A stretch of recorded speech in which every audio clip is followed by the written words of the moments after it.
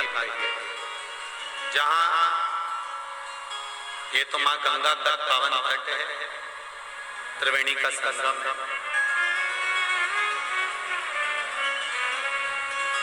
कहते हैं किसी देवालय में, शिवालय में जाकर जो आराधना करी जाती है त्रिवेणी संगम पर, एक बार बैठकर जो बाबा से कहा जाता है, बाबा उसको दिल से सुनता है और मन की मनोरथ पूर्ण करता है।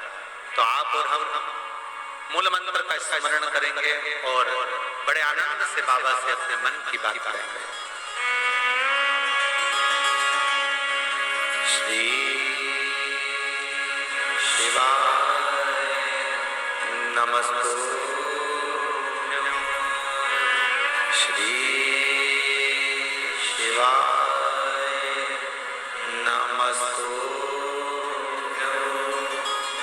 श्री शिवाय नमस्तुभ्यं, श्री शिवाय नमस्तुभ्यं, श्री शिवाय नमस्तुभ्यं। भोला सब दुख काटो हमारा, ओ भोला सब दुख काटो हमारा। शिव शंकर जपो तेरी माला, भोले बाबा जपो तेरी माला, भोला सब दुख काटो हमारा, ओ भोला सब दुख काटो हमारा।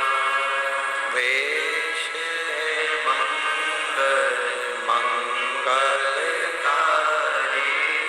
वेश मंगल मंगलकारी,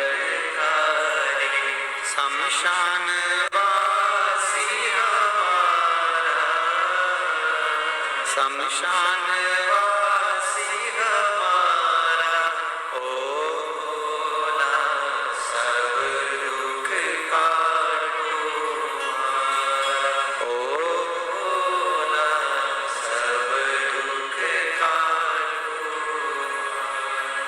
भगवान शिव की कथा था। एक देवराज नाम का ब्राह्मण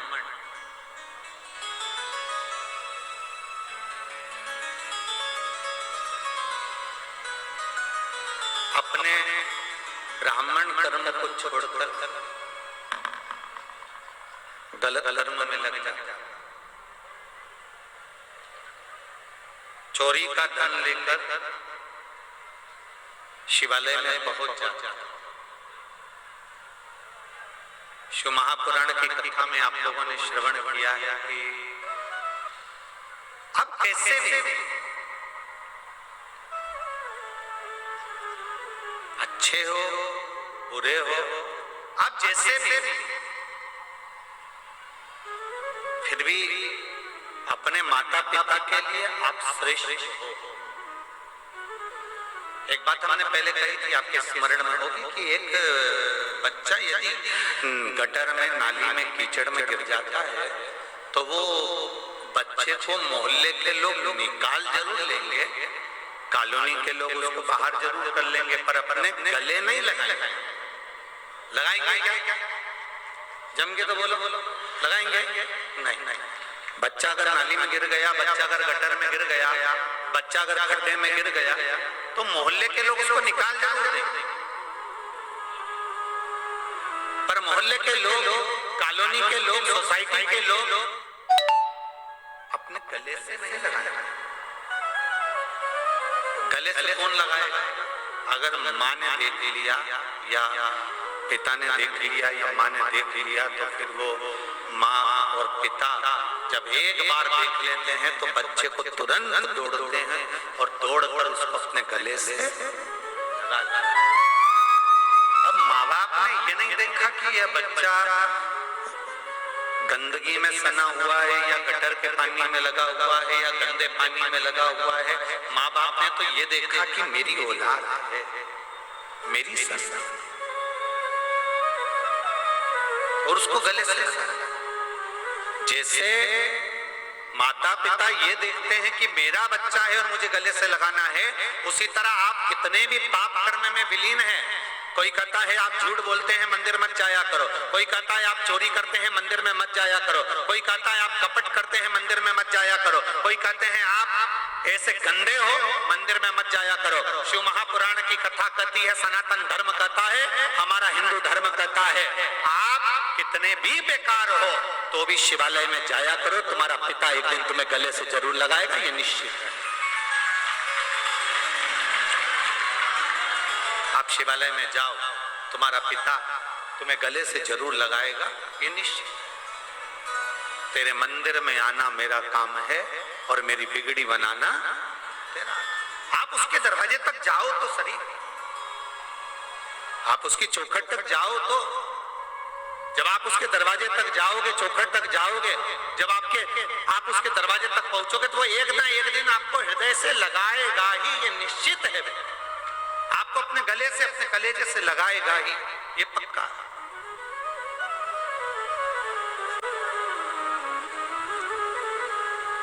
और शंभु शरणे पड़े मांगू घड़ी घड़ी, दुख काटो दया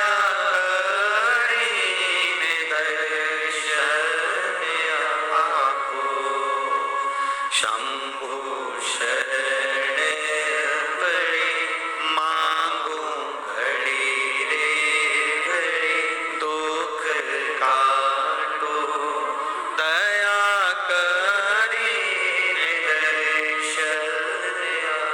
अब जाओगे तो शरण मिलेगा। देवराज को देखो, चोरी का धन हाथ में, और चोरी का धन लेकर, चोरी के धन को लेकर वो शिवालय में पहुंच जाता। आप कैसे भी जाओ, उसके करीब में पहुंचो तो, आप उसके नजदीक में जाओ तो। चोरी का धन लेकर देवराज पहुंच गया भगवान शंकर के शिवालय में, क्योंकि उसके शरीर में ताप पड़ रहा है, उसके शरीर में कष्ट पड़ रहा है, उसके शरीर में तकलीफ हो रही है, उसके शरीर में कष्ट हो रहा है। और जब वो शरीर में कष्ट हो रहा है, तकलीफ हो रही है, तो वो बुखार आने पर, ताप पड़ने पर वो शिवालय के अंदर प्रवेश कर गए। भजन नहीं सुहा रहा, शिव महापुराण की कथा वहां चल रही थी, कोई विद्वान संत वहां कथा का वाचन कर रहे थे।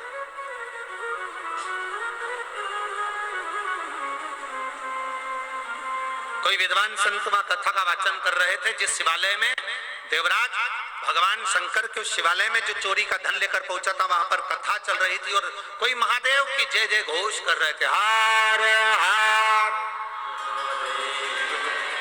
अब जैसे जैसे महादेव का जय घोष होता तो देवराज को बड़ा गुस्सा आता, देवराज को बड़ा क्रोध कि बताओ, मेरे शरीर में ताप पड़ रहा है, मेरे शरीर में कष्ट पड़ रहा है, मेरे शरीर में तकलीफ हो रही है, और ये हर हर महादेव है। इसको तो समझ में ही नहीं आ रही।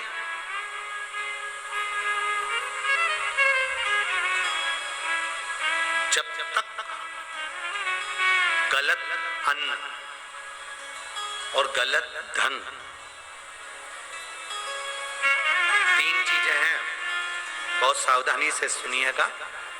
गलत अन्न, गलत धन और गलत नारी का संग जिस व्यक्ति के साथ होता है, उसको कभी सत्संग, भजन, कीर्तन, तीर्थ, संत, साधु या भगवान का नाम उसको सुहाता नहीं, सुहाता ही नहीं।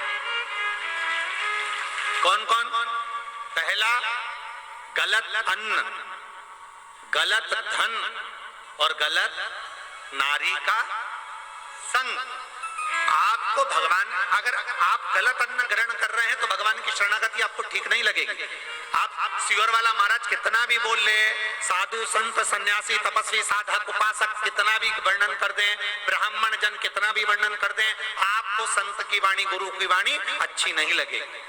दूसरा, गलत धन अगर आपके पास में आ रहा है तो आप, जब आपके पास में धन बढ़ता है, सत्ता बढ़ती है, वैभव बढ़ता है, तो आपको पहले भी कथा में कहा कि आपके 3 मित्र बन जाते हैं। पहला ताली, प्रशंसा करने वाले, दूसरा थाली, होटल में खिलाने वाले, और तीसरा प्याली, मैं खाने में पिलाने वाले, ये बढ़ जाते हैं। ये 3 मित्र बढ़ जाते हैं और ये 3 मित्र एक दिन बर्बाद कर कर छोड़ देते हैं। तो शास्त्र कहता है, एक अन्न का असर जल्दी होता है, दूसरा धन का असर, गलत धन यदि आपके पास में आ रहा है तो उसका असर जल्दी होता है, और तीसरे नंबर पर है पर स्त्री, कोई ऐसी नारी जो तुम्हारे से केवल धन के लोभ में जुड़ी है, कोई धन के लिए, कोई व्यापार आदि के लिए, कोई आपसे सिद्धता पाने के लिए, कोई अच्छा पाने के लिए आपसे जुड़ी है, तो समझ लो कि वो आपको बर्बाद कर कर ही छोड़े। पर नारी, ये भी एक दिक्कत,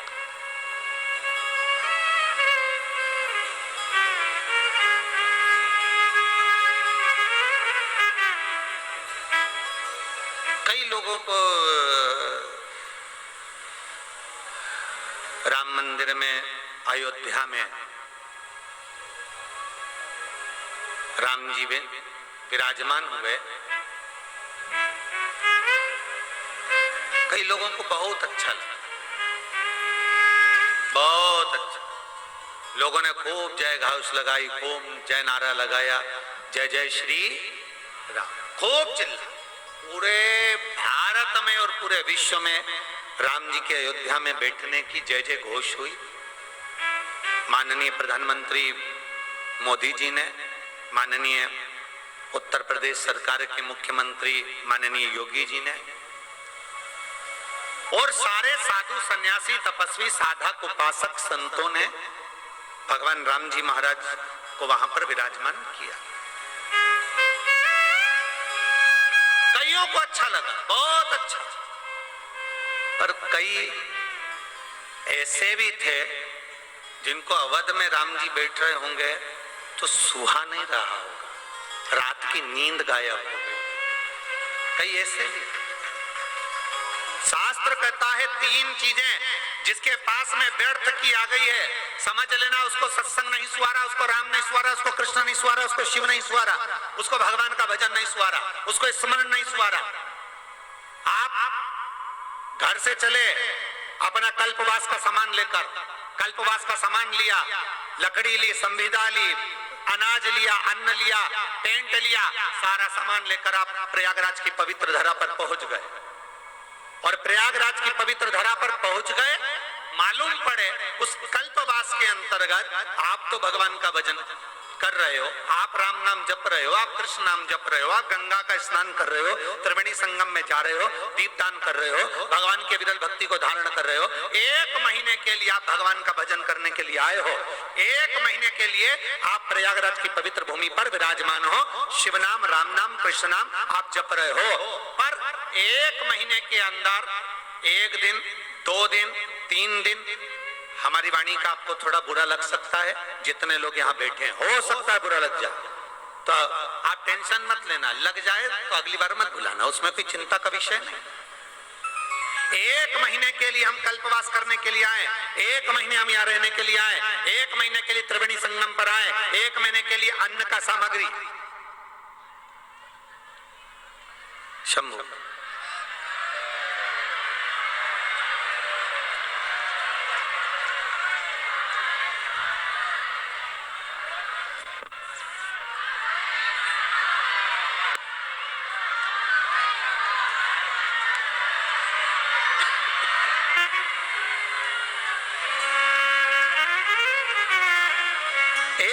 के लिए हम कल्पवास करने के लिए आए हैं, 1 महीने के लिए हम अन्न की सामग्री लेकर आए हैं, 1 महीने के लिए हम सारी सामग्री को जुटाकर लेकर यहाँ पहुंचे हैं। 1 महीने। अब जरा विचार करिए,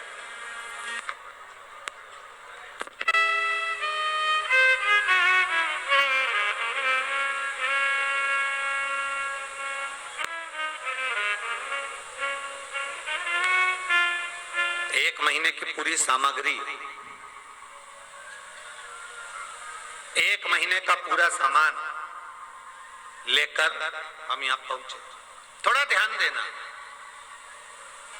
आपसे पूछ रहे हैं क्या पूरा 1 महीना में 2 या 3 दिन, 4 दिन, 1 दिन, 1 घंटा, आधा घंटा, 15 मिनट, 20 मिनट, पूरे महीने में 1-2 दिन ऐसे निकलते हैं जो 1-2 दिन हमारा मन कल्पवास में हम रह जरूर रहे होते हैं, पर उस महीने भर में से 2 दिन ऐसे निकलते हैं जिसमें हम भगवान से अपने दिल को जोड़ नहीं पाते। पूरे महीने आप कल्पवास कर रहे हैं, आप रह रहे हैं, आप गंगा त्रिवेणी का स्नान कर रहे हैं, आप राम नाम, कृष्ण नाम, शिव नाम जप रहे हैं, आप साबुन का त्याग कर दिए, आपने बहुत सारी वस्तुओं का त्याग कर दिया, आपने पलंग का त्याग कर दिया, आप जमीन का शयन कर रहे हैं, भूमि का शयन कर रहे हैं, आप कल्पवास का निवास कर रहे हैं, पर उस पूरे महीने में 1 या 2 दिन, 3 दिन ऐसे निकलते हैं जिस 3 दिन में हमारा चित्त, हमारा मन, हमारा दिल भगवान से थोड़ा सा दूर हो जाता है। हम घबराते हैं, मैं यहाँ तो भजन करने आई थी, मैं यहाँ कथा सुनने आई थी, मैं तो यहाँ प्रयागराज की धरा पर शिव महापुराण की 2 दिवसीय कथा सुनने आई थी, ऊपर से मुझे धूप सता रही है, ऊपर से मालूम पड़े मुझे भूख भी लग रही है, ऊपर से मुझे प्यास भी लग रही है, अर्थात कब तक सताएगी, कब तक सता रही होगी? जब आपके भीतर आपको 2 दिन, 3 दिन ऐसा लगेगा कि मेरा मन भगवान में नहीं लग रहा, आप बेचैन होंगे, तब आपको लगना चाहिए कि मैंने पूर्व में कोई अन्न ऐसा ग्रहण करा होगा, मैंने पूर्व में मेरे पास ऐसा कोई धन आया होगा जिस धन का उपयोग मैंने करा होगा, इसलिए 2 या 3 दिन मेरा कल्पवास में मन नहीं लगा, मेरा कथा में मन नहीं लगा, मेरा सत्संग में मन नहीं लगा, मैंने कोई धन या अन्न ऐसा ग्रहण कर लिया हो जिसका मुझे इसका फल मुझे प्राप्त नहीं हो रहा। पर धीरे धीरे धीरे धीरे धीरे धीरे आपका मन जब भगवान की कथा में रम जाए, लगने लगे कि हाँ मुझे कथा का रस तत्व ग्रहण करना है, 2 दिन मुझे कथा का। यहाँ एक बहन बैठी है जिसने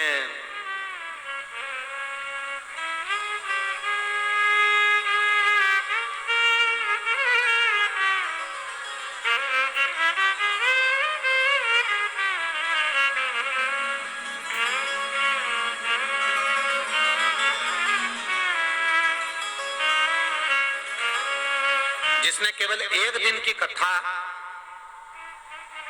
कानपुर की सुनी थी। अन्नू तिवारी, मैं अन्नू तिवारी पति चंद्रकांता तिवारी, बर्रा 2 कानपुर के निवासी हूं। कहीं बैठी हैं? आप ही हैं? हाथ हिला दो एक बार ऐसे। श्री शिवाय नमस्तुभ्यम। जितने लोग एलईडी पर पत्र को पढ़ रहे हो, टीवी पर आस्था चैनल पर पत्र को पढ़ रहे हो, वो टीवी के माध्यम से भी पत्र को पढ़ सकते हैं। मैं अन्नू तिवारी पत्री चंद्रकांता तिवारी, बर्रा 2 कानपुर के निवासी हूँ। मेरा मोबाइल नंबर ये है। मैं बाबा की भक्ति का क्या गुणगान करूं गुरुदेव। शिव भगवान के प्रति मेरा भाव कम था, पर बाबा की कृपा से अब मैं भगवान को बहुत मानती हूँ। मैंने कथा पहली बार आपको टीवी पर श्रवण करी है। कथा सुनने का मन मेरा केवल आपको कथा के माध्यम से, टीवी के माध्यम से जुड़ा। जब आप कानपुर में कथा करने आए तब पहली बार आपकी कथा सुनी थी, वो भी केवल एक सुनने का कारण इतना सा था, जिसके मुंह से सुनी थी उसने एक ही बात कही थी कि कहीं पंडाल में बैठकर कथा श्रवण करी जाती है, जो मांगा जाता है बाबा वो देता है। गुरुदेव, मेरी एक बीमारी ऐसी थी जिसके कारणवश मेरे को चक्कर आ जाते थे और सर्वाइकल के कारणवश मुझे तकलीफ बनी रहती थी। मैंने सोचा कि पहली बार मैं कानपुर में कथा हो रही है, सब कहते हैं कि 1 दिन की भी अगर शिव पुराण तुम्हें सुनने को मिले तो सुनना, उसका फायदा, उसका लाभ मिलता है। मैंने कानपुर की शिव महापुराण की कथा केवल 1 दिन की श्रवण करी गुरुदेव, और आज बाबा को धन्यवाद देने का मौका पूज्य गुरुदेव सतुआ बाबा ने दिया है, जिनके इस पावन प्रांगण में बैठकर मैं यहाँ अपने हृदय से कह सकती हूँ, आज मेरी पूरी बीमारी समाप्त हो चुकी है और मैं बाबा को यहाँ धन्यवाद देने के लिए। अब ठीक है बाबू, एक बार हाथ हिला दो। श्री शिवाय नमस्तुभ्यम। एक पत्र और है, बड़ा सुंदर लिखा।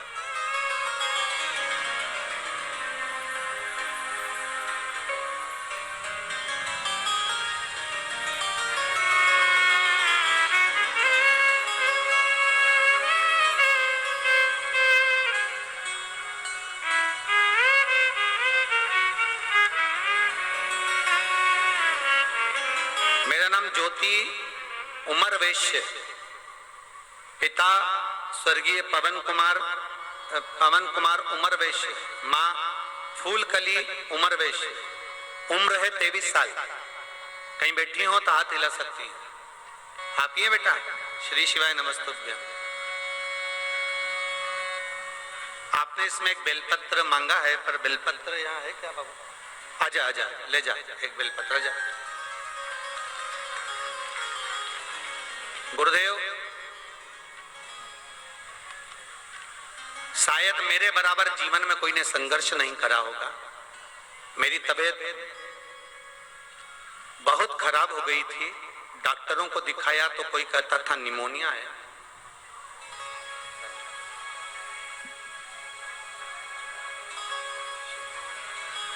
कोई कहता था निमोनिया है, कोई कहता था टीबी है। बीमारी का पता नहीं पड़ा। तब लखनऊ के हॉस्पिटलों में दिखाया, अल्ट्रासाउंड कराया तो मालूम पड़ा कि मेरे चेस्ट में दाईं तरफ गठान हो गई है। उस गठान का मालूम पड़ा तो उस गठान के फेफड़े में पानी भर चुका था और वहां एक गठान थी। गठान का मालूम पड़ते ही तब हमारा इलाज चालू हुआ और वो गठान साधारण नहीं है, कैंसर की गठान है। गुरुदेव, कैंसर जैसी बड़ी बीमारी की गठान सुनकर आंखों से आंसू बह गया। मेरा वो बीमारी के कारणवश एक तरफ पूर्ण तरह से मुझे तकलीफ होने लगी और डॉक्टर ने बोला कि इसकी जो गठान है वो पूरे शरीर में कैंसर की गठान का बस फैल चुका है, जिसके कारणवश ये 2 या 3 दिन की जीवित रहेगी, क्योंकि इसका कैंसर 4th पर पहुंच चुका है। इसका बचना बहुत मुश्किल है। मगर मेरे भोले बाबा तो भोले बाबा हैं गुरुदेव। मैं क्या वर्णन करूं? टीवी पर आपकी कथा सुनकर मुझे बल मिला। मैं बिस्तर पर लेटी लेटी कथा सुनती थी। तब मेरी मम्मी ने 1 लोटा जल शिव जी को चढ़ाना प्रारंभ करा और बाबा का पशुपतिनाथ का व्रत किया। महाराज, मैं बाबा का क्या वर्णन करूं? 10 महीने 20 दिसंबर तक मैं फेफड़े में पानी भराता रहता था और मेरा कैंसर मुझे तकलीफ देता रहता था। पर जिस दिन से मैंने बेलपत्र खाना प्रारंभ करी और शिव जी पे चढ़ा हुआ जल पीना प्रारंभ करा, श्री शिवाय नमस्तुभ्यम का जाप करना प्रारंभ करा, आज मैं पूर्ण तरह से सुखी होकर मेरा कैंसर भी समाप्त हुआ और मेरा फेफड़े में पानी भरना भी समाप्त हुआ। मैं बाबा को यहाँ प्रणाम करने आया।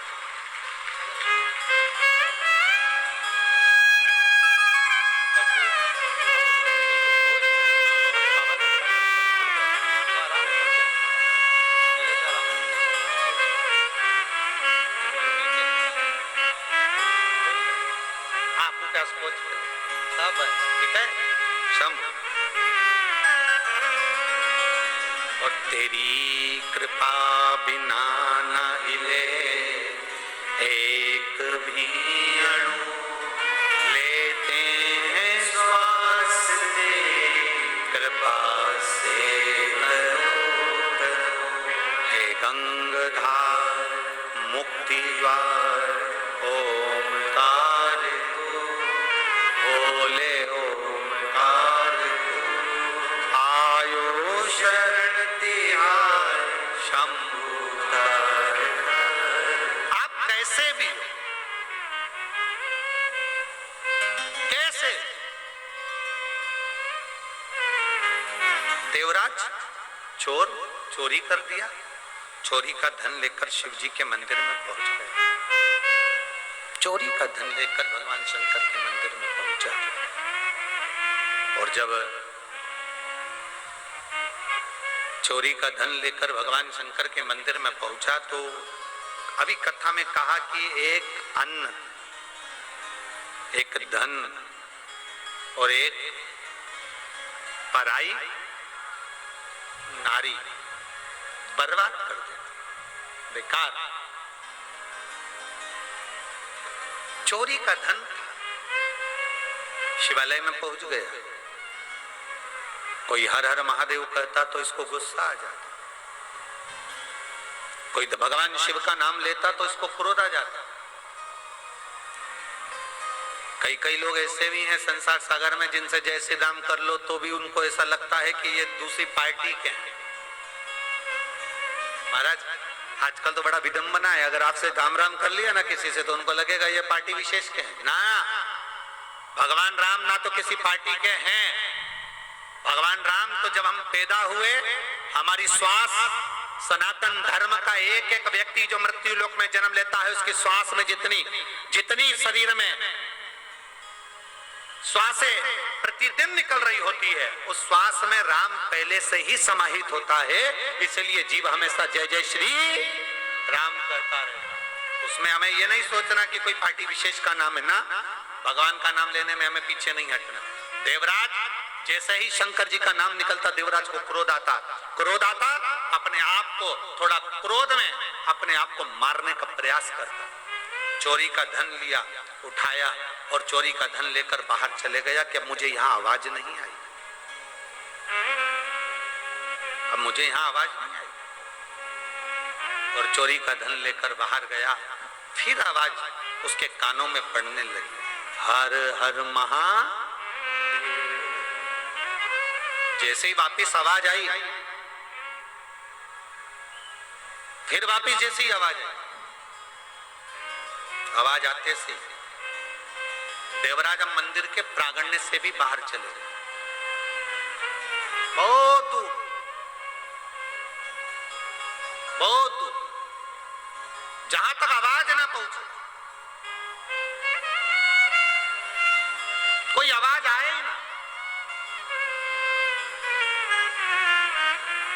शिव महापुराण की कथा एक बहुत सुंदर बात कहती है महाराज कि जीवन में अगर मौका मिल जाए और तुम्हें कोई सूचना मिल जाए कि शिव महापुराण की कथा हो रही है या भगवान शंकर का अभिषेक हो रहा है या भगवान शंकर का नजदीक में मंदिर बन रहा है या भगवान शंकर का कोई शिवलिंग है जो यहाँ विराजमान है, अगर आपको सूचना मिले तो हम तो कहते हैं प्रयास करना, प्रथम प्रयास करना कि अगर नजदीक में शिव महापुराण की कथा हो रही हो तो सबसे पहला प्रयास करना अपने घर वालों को धन्यवाद देकर कथा के पंडाल में जाकर 1 मिनट की कथा सुनना, पर कथा के पंडाल में पहुंचना चाहिए। अब कोई कहे कि महाराज जी कथा में बैठने से क्या मिल जाएगा, क्या धन मिलेगा, सत्ता मिलेगी, समय मिलेगा, या कोई हमारे को बहुत प्रमोशन मिल जाएगा या हमारे को बहुत सारा धन वैभव मिल जाएगा। शिव महापुराण की कथा कहती है तुम्हारा ना तो हम प्रमोशन की बात करेंगे, ना हम ये कहेंगे कि तुम्हें करोड़ों का धन मिलेगा, ना हम कहेंगे कि तुम्हारे को कुछ मिलेगा, पर इतना जरूर है अंतिम समय में जब प्राण छूट रहे हो, कोई ऐसी घटना घट गई हो और प्राण छूट रहे हो और अंतिम समय में जब आईसीयू में पड़े होगे या वेंटिलेटर पर पड़े होगे, जैसे उस बेटी ने पत्र में लिखा कि मेरा तो सब कुछ चले गया था और सब समाप्त हो गया था, पर मेरा विश्वास शिव ने जीवित रखा, शंकर ने जीवित रखा। मान लो कोई साथ नहीं, धन वैभव सत्ता सब अपनी जगह पर, अकेले आईसीयू में पड़े हुए हो, वेंटिलेटर पर पड़े हो, तब तुमको जब अकेले पड़े हुए हो और अंतिम सांसें चल रही हो और तुमसे कोई केले गुलाब जामुन खा, अरे बोलो तो प्रयाग करवा लीजिए, गुलाब जामुन अच्छी लगेगी, जम के बोलो जरा, इधर वाले भी लगेगी अच्छी। अब तुमसे कोई कहे ले पालक पनीर की सब्जी खा लो, अब मर रहे हो, प्राण छूट रहे हैं, अच्छी लगेगी? नहीं। कोई तुमसे कहे देखो तुम्हारी मौसी जी ने व्हाट्सएप पे मैसेज भेजा है, कितना अच्छा मैसेज है, पढ़ तो लो, अच्छा लगेगा। कोई तुमसे कह दे मैं सामने टीवी चला देती हूँ, कोई नाटक कोई सीरियल देख लो, मर रहे हो, प्राण छूट रहा है, अंतिम क्षण, वेंटिलेटर पर पड़े, आईसीयू में पड़े हो, आखिरी श्वास चल रही है, और कोई तुमसे कहे मैं टीवी चला देती हूँ, लो नाटक देख लो, सीरियल देख लो, अच्छा लगेगा? नहीं। उस समय पर ना लड्डू, ना पेड़ा, ना गुलाब जामुन, ना इमरती, ना भजिया, ना पकोड़ा, ना दही बड़ा, कुछ भी अच्छा नहीं लगेगा। और लोग भगवान से प्रार्थना करेंगे तो केवल एक प्रार्थना करेंगे, भगवान ऐसी कृपा कर दो इनकी थोड़ी सी उम्र बढ़ा दो। करेंगे कि नहीं करेंगे? केवल उम्र बढ़ा दो। अब भगवान क्या कहेंगे? तुमने अगर मेरी कथा को समय दिया होता, 3 घंटा मेरी कथा को दिया है और 2 दिन का मिला लो तो कितने घंटे हो गए? अब ये 6 घंटे तो हमारी भाषा में देखा जाए तो आधा घंटा तो आशीष ले जाए, बचा कितना? नहीं, दोनों का मिला के 2 दिन का 5 घंटा। अब 5 घंटे में से हम कह रहे हैं ये 5 घंटा है, पर इसके अलावा का समय निकालिए। 1 बजे कथा चालू हो रही है, आप यहाँ पंडाल में कितने बजे आ गए? रात भर से है? पूरी रात से? गजब है री, पक्का है।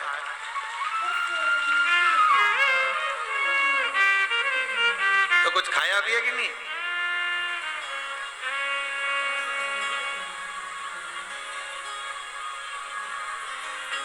बोल बम का नारा है और बाबा है।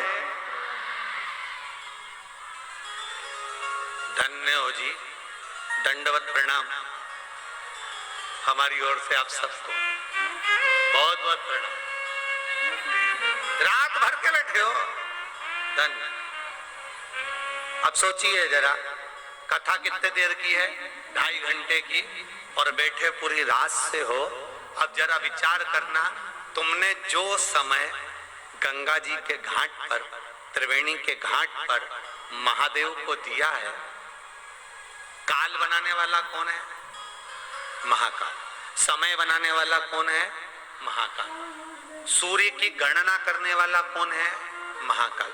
नक्षत्र बनाने वाला कौन है? महाकाल। तिथि बनाने वाला कौन है? महाकाल।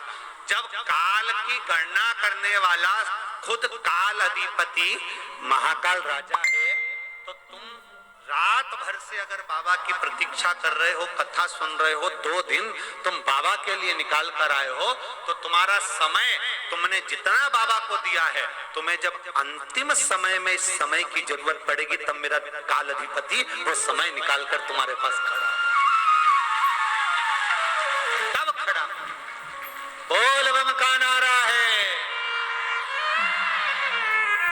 और अंत समय प्रभु आना पड़ेगा, अंत समय प्रभु आना पड़ेगा, वचन दिया तो निभाना पड़ेगा, आए ना आए प्रभु कुटुंब कबीला, अंत समय प्रभु आना पड़ेगा, और वचन दिया तो निभाना पड़ेगा। आप पुकारोगे वो तुम्हारे सम्मुख में आएगा। जो समय तुमने उसको दिया है, वो समय एक पत्र है,